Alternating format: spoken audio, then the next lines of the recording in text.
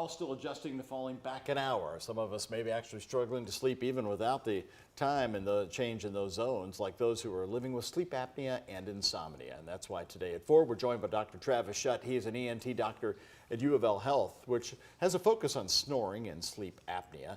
Sleep apnea, of course, people don't realize it when they're sleeping, but this wakes them up several times through the night. How does it work? Definitely. So with sleep apnea, you can either consciously or subconsciously have difficulty breathing overnight, and if left untreated over time, that can cause a lot of significant problems. If you snore, does that mean you have sleep apnea? It does not.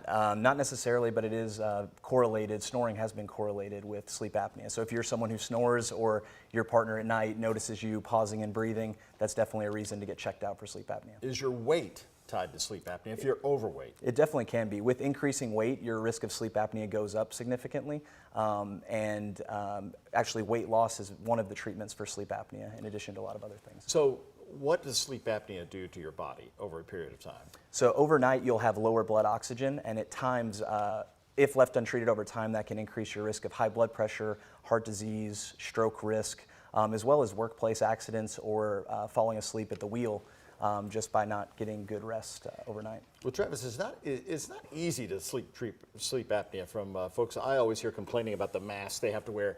You just can't pop a pill. So the treatment is a bit complicated. Definitely. But people don't like those masks. Are there any alternatives to those? Definitely. So the mask is the CPAP machine, which a lot of people watching are probably very familiar with. It's a very good treatment, but 50 to 60% of people have trouble tolerating that. And previously there weren't a lot of great treatment options for those patients.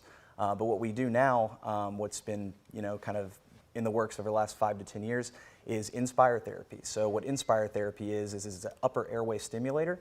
So it's an implantable device that actually gives impulses while you sleep and while you breathe to your upper airway, and it can open up the airway in a similar way that the airway from the pressure from the mask would. And you say it's covered by insurance? It is covered by insurance. Both Medicare and private insurers all cover it, and we also offer it at the VA as well for any veterans listening. All right.